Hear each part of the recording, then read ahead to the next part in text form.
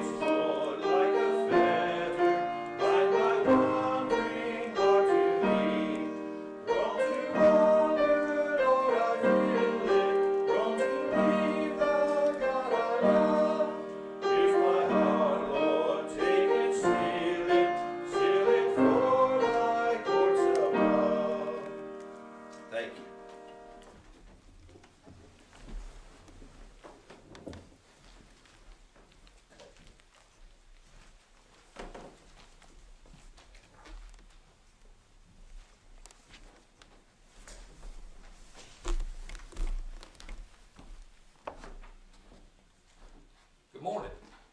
Good morning. It is good to be here today. Glad to be back with you via the internet. And man, I'll tell you what, I am just blessed beyond measure. I was sitting over there as they were singing that first song, and it just got a hold of me, and I just all but said I'm just going to have a testifying service this morning, because I'm just telling you, God's been so good to me. He has met so many of my needs. And in this time of trouble, and it is a time of trouble, but I got news for you. Jesus is still on his throne, and he's still ruling and reigning this earth. And I'm telling you what, I'm still saved and on my way to heaven when things is over with. So I'm glad about that. Amen. I'll tell you. We're going to go back, and we're going to deal with David again today. So if you'd like to find your way in Scripture, we're going to start in 1 Samuel 17. Towards the end of that chapter and go into chapter 18. But, maybe today you feel like somebody else is getting all the credit in your world. Maybe things were just starting to happen for you on your job, and all of a sudden, you're out on leave or whatever you may find things are in your world, and you just feel like things has just gotten bad for you, and you're down and depressed about that. You don't know how things are going to end up. A lot of times we're concerned about who gets credit for everything. And I was rewatching a documentary about one of my heroes, a drag racing legend, Don Garlis, and they were talking about his close calls and his accomplishments, and the thing that he and his wife both said was his crowning accomplishment was the rear engine drag car. Now, he had 3 real close calls. He'd been burnt twice, and he lost part of one of his feet because of the front engine cars. They're called slingshots. And everybody told him he was crazy when he started working on this rear engine car, because they either go right or they go left. They go right or they go left. They did not go straight. People got hurt in them. And so he started working on this thing. And he had a lot of setbacks. And like I say, they both, him and his wife both, said that was his crowning accomplishment. Not the first man over 200, not the first man over 250, not the first man under 5 seconds, not all the Wallies he won. None of those things was his number one accomplishment. The rear engine drag car was the number one accomplishment. They could not get the thing to go straight. He said, I must give credit to where credit is due. His sponsor, his name was Swaney. They were coming back from Orlando on a disappointing run. It went right instead of straight. And he said, I just don't understand the steering on this thing. He said, I feel it going wrong, and I'll start to correct, and it goes too much. And Swaney said, maybe the steering is too fast. They re-geared the steering, and they set the track record the next weekend. And with that, the rear engine car was born. You see, Don Garlis could have sat right there on this, Swaney's been dead. He could have sat right there on this interview and said, man, this is my greatest accomplishment. I figured it out. Nobody else figured it. But he gave credit to where credit is due. You know, when we're willing to just let the credit go where it belongs, and ultimately just give it to wherever it goes, that'll give us security. It'll give us security in our skin of who we are. It'll help us to know who we are. We're going to look at a king today, and we're going to look at another king, and this one king is going to be obedient to this insecure king because it wasn't quite his time yet, but he was going to be obedient because he didn't care where the credit went. He knew where it ultimately went. So let's start in chapter 17 of 1 Samuel, and let's start reading just a little bit, and we'll read down and see what's going on here.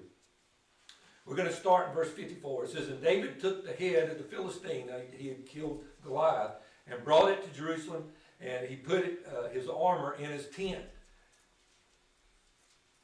And when Saul saw David go forth against the Philistine, he said to Abner, the captain of the host, Abner, whose son is this you? And Abner said, as thy soul liveth, O king, I cannot tell. And the king said, inquire thou whose son the stripling is. And as David returned from the slaughter of the Philistine, Abner took him and brought him before Saul with the head of the Philistine in his hand. And Saul said to him, whose son art thou, young man? And David answered, I am the son of thy servant Jesse, the Bethlehemite. And it came to pass, when he had made an end of speaking unto Saul, that the soul of Jonathan was knit with the soul of David, and Jonathan loved him as his own soul. Now, as we read this story, and this is a little less familiar right here, there's going to be something that is going to be familiar in just a minute. I want you to take notice of some things that we're going to be looking at. Now, there's like 4 or 5 major themes that just come jumping off the page all the way down through verse 16. But the 3 things I want you to look at this morning and just to kind of think about, first of all, is the stripping of raiment or armor. Now, I want you to think about that just a minute. David shows up at the camp and he says, you know, this guy's blaspheming our God. He said, somebody needs to do something about it. Saul takes his armor and gives to David. David says, I can't wear that. I haven't proved it. All right. When David kills Goliath, he strips him of his armor and puts it in his tent. Now, I think that's going to have some real bearing later on in David's life, but not right yet. Then we're going to see here in just a second that Jonathan, the son of Saul, is going to take his raiment and give to David. All right. All of that's going to be important later on as we study David's life. So I just want you to just take note of that. But I want to read verse 2 to you. It says, and Saul took him that day and would let him go no more into his home of his father. Then Jonathan and David made a covenant because he loved him as his own soul. And Jonathan stripped himself of the robe that was upon him and gave it to David, and his garments, even to his sword and his bow and his girdle. Now, there's a couple of things that you need to look at right there as it's talking about Jonathan took his robe and everything else. Jonathan tells David later on, they make a covenant, another covenant. And he tells David later on, he said, you're going to be the king of Israel. Right here, Jonathan is showing his submission to the king of Israel already. He's acknowledging it right there. And he said, I'll be your number two man. I'll be your number two man. What humility he had. So we see the stripping of the armor or the clothing. We also see music. We're going to see music in just a minute. And music plays a big role in this whole story right here. You know, and I don't want to go down a rabbit trail and get on a hobby horse. But let me tell you something today. Music is so important to a worship service. But not only is music important to a worship service, music affects people. It affects people. Yeah. It drives your thinking. And if you do not believe that music changes your mindset or changes your mood, you just put it to the test sometime or another. Be in a good mood, listen to some negative music. Be in a bad mood, listen to some positive music. I guarantee you it will change your mood. But the other thing that we're going to see here, and this is what I really want to look at, is the coming in and the going out. The coming in and the going out. We keep seeing that throughout this whole story here. Look with me, it says in verse 1, and it came to pass when he had made an end of speaking unto Saul, that the soul of Jonathan was knit with the soul of David, and Jonathan loved him as his own soul, and Saul took him that day and would let him go no more home to his father's house. All right.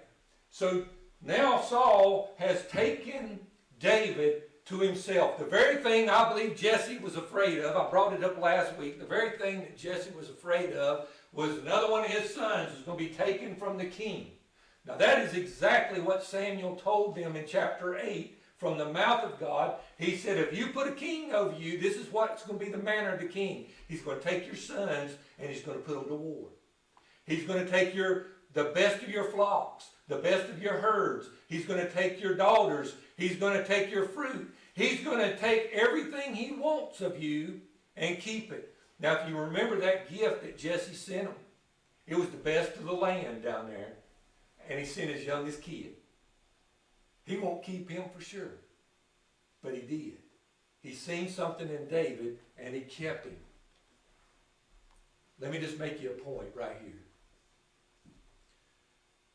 I'm not one of these speak it and claim it people, but I'm going to tell you right now, I believe that the things that you worry about the most are going to be the things that plague you. I believe when you just sit there and you put your focus on something and you worry about, well, this is going to happen, this is going to happen, this is going to... I believe with all my heart that that's going to plague you. I really do. And we see it right here with Jesse. He was worried about another one of his sons being taken, and he sent the little boy out there, and the little boy was taken. David was probably 15 years old when this event took place. All right? I want you to know, though, Saul sent David where he chose. Verse 3, then David made a covenant because he loved him as his own soul, and Jonathan stripped himself of the robe that was upon him and gave it to David, his garments, even unto his sword, his bow, and his girdle. And David went out wheresoever Saul sent him. David went as he was sent. All right? And behaved himself wisely. And Saul set him over the men in the war. He was over the whole place. And he was accepted in the sight of the people and also in the sight of Saul's servants. David went and he was obedient. He went as Saul sent him. And let me tell you something this morning. If you will quit worrying about who gets the credit and you'll just go as God sends you, as the people send you, as opportunity comes, you'll be a blessing and you'll be blessed. I will guarantee you that. I will guarantee you that. David went as Saul sent him. He was obedient. Look here. Let's go on down. It says,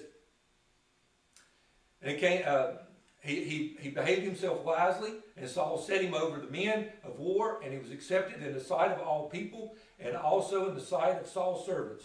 There are several things we see about David. He went as he was sent, so he was obedient.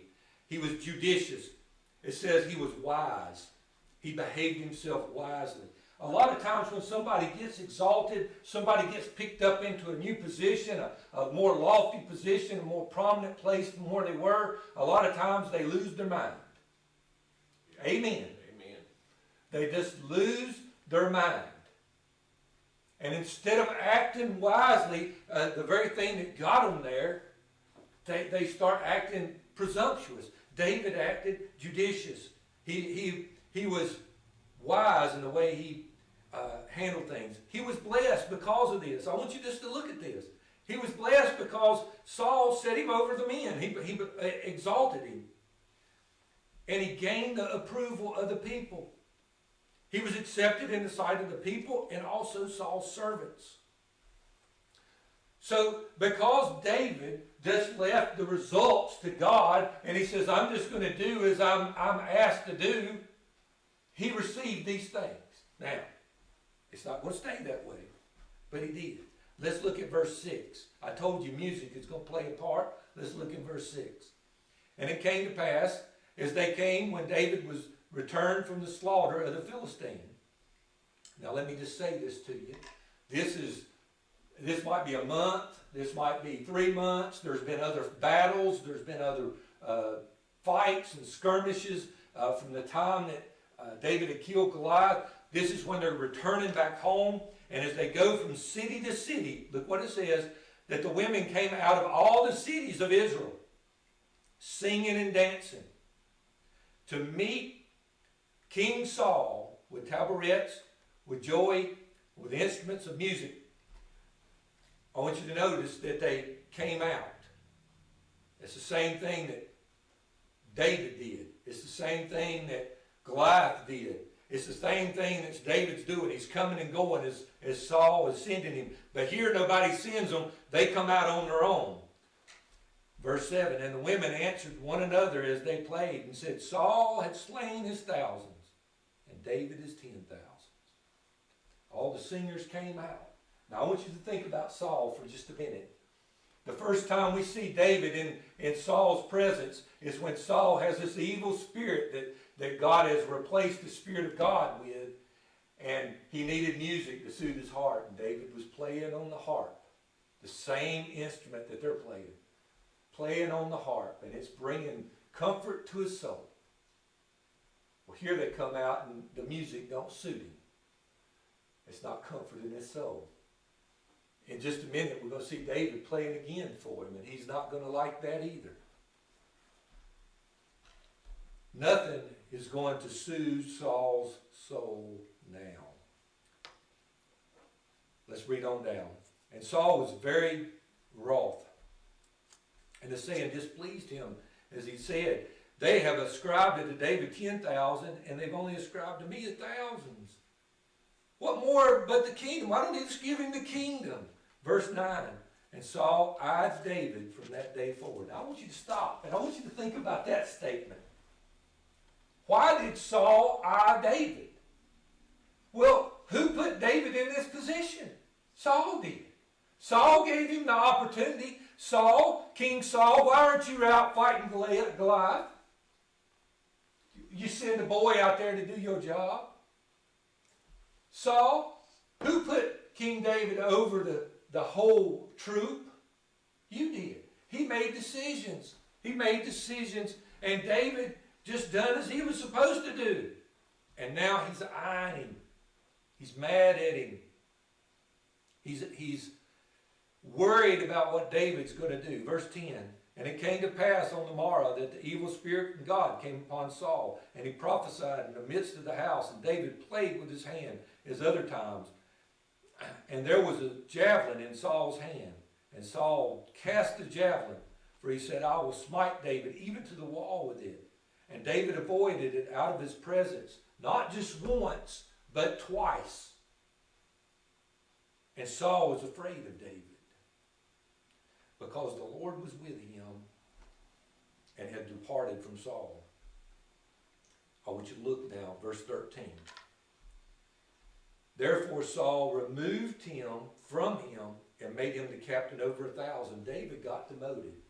As I just said, maybe you're worried about your job in this economy right now. Maybe you're just on the precipice of doing great things. You had just about achieved what it was that you wanted to achieve in life, and all of a sudden Corona-19 comes up, you know, this dreaded virus, and you had to be sent out on leave, or maybe you lost your job altogether. David, right here, I want you to notice, he was taken from over the host to just put down to 1,000 people. Now that's still a big congregation, but that's nothing like what he had. Nothing like what he had. I want you to look what happened though. Did David get mad and go off and have the poochy lip? He was sad and mad and upset? No, look what David did, verse 14. And David behaved himself wisely in all of his ways. And the Lord was with him. Now one of the things that we missed in verse 13, it says that he went out and he came in with the people, before the people. He went out and he came in. David went out and he came in. David went out, his father sent him out to the troop, and Saul took him. Because David went out against Goliath and came in to Saul. Saul said, "You're going to be mine." And he sent him out and he brings him in. And he sends him out and he brings him in. And David is acting wisely in all the things that he's doing, and he's trusting God in the things that he's doing. And he's doing just as he's asked to do. And he's coming in and he's getting favor with the people. Here again, he done the same thing that he did with the whole troop. He's going out and coming in, acting himself wisely. Verse 14, and the Lord was with him. Wherefore, when Saul saw that he behaved himself very wisely, he was afraid of him. But all of Israel and Judah loved David because he went out and he came in before them. He did the same thing from the very beginning. When his father sent him out to look after the sheep, he went out and looked after the sheep and he behaved himself wisely. When his father sent him to see how the war was going, he went out, behaved himself wisely. When Saul sent him out before Goliath, he went out and he acted wisely. When Saul sent him out in front of the troop, he went out and acted wisely. When Saul sent him out with 1,000, he acted wisely. David did the same thing continually. Now there's a major difference between Saul and David. I want y'all to catch this now. Saul, instead of leading, he was fleeing. He was leading the fleeing. If you go back to chapter 17, verse 11, it says they were in disarray, Saul and the army. He was first man out. All right?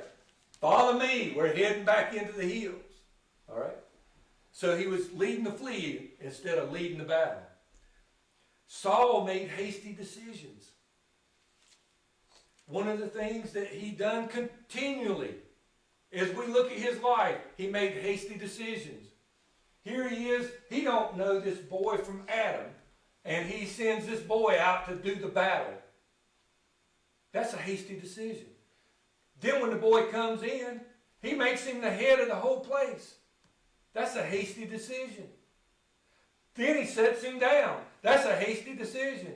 And then he throws a javelin at him. That's a hasty decision. Saul continually made hasty decisions. The other thing that he did, Saul let the opinions of people define who he was. When these people came out singing, all of a sudden that defined who he was. He was the king of Israel. He was the one that wore the crown, not David. He's the one that was over the army ultimately. He's the one that set David over the army. He couldn't take it that David was getting a little bit of the praise. He thought he needed it all. He didn't look at it, the fact that he was the one taking the accountability for even David. Even David. So what's the difference between him and David now? We're told 4 times that David feared the Lord. Just in chapter 18. 4 times. The Lord was with him. The Lord was with him. The Lord was with him. I want you to listen to Proverbs 9, verse 10. The fear of the Lord is the beginning of wisdom, and the knowledge of the holy is understanding. Actually, it says he's wise. Excuse me. And then in Proverbs 3, verse 6, it says, in all thy ways acknowledge him, and he shall direct thy paths. David had learned this important lesson, that if he feared the Lord, he would have wisdom, and if he would acknowledge the Lord in all of his ways, he would direct his footsteps wherever he went. And he rested in that. So when he goes out against Goliath, it don't matter. When he goes out against the bear, it don't matter. The Lord is directing my footsteps. When Saul sets him up over everybody, he's happy. When Saul sets him down to 1,000, he's happy. He knows God is directing his footsteps. The difference in Saul was this. Saul didn't inquire of the Lord at all. We're told that in 1 Chronicles chapter 13, verse 3, when David goes up and gets the Ark of the Covenant. This is what David says to the people. And let us bring again the Ark of our God to us, for we inquire not at all in the days of Saul. Saul never sought God in his decision making. Never. He never saw God doing anything in his life. That's amazing. That's amazing. So, going back to David really quick. Maybe today you find yourself and you're down because of the things that are going on around you. You're not sure about the future. If we'll take a page from David and we'll say, look, I'm going to trust God because I have feared God. I've put him the head of my life. He's directing my footsteps. And so, ultimately, he is going to get the credit. If I slay a bear, if I slay a lion, if I'm just a shepherd boy, if I'm a giant slayer, if I'm got 10,000s, or if I just got 1,000. I belong to God, and the glory belongs to God. See, that was Saul's problem. The glory had to belong to him. David he accredited the glory back to where it goes, to God. So, my friend, as you are here during these unusual times, let me just give you some advice from David. Go out as the opportunity presents itself to go. Come in as the opportunity presents itself to come in. As you go out or you come in, do it wisely, as David did. Conduct yourself wisely. To those that are over you, whether it's our governor or whether it's our president or whether it's a boss man where you work at, just be obedient. Be obedient. Handle yourself judiciously. In other words, wisely. If you do that, you will be blessed and you will be content and you will have the praise of people. I will guarantee you that, because as you follow God, you'll gain respect of those around you as you follow God, just as David did. And of all things, let God receive the glory for whether you make millions of dollars or whether you make hundreds of dollars. Let God receive the glory in your life. Folks, again, it's unusual times. And as we look at David here, and I think about just our world that we live in, I say again, we need to trust God with our future and with our life. And just do as He would bid us to do and have us to do. Thank you for being with us again this week, and we hope to see you next week.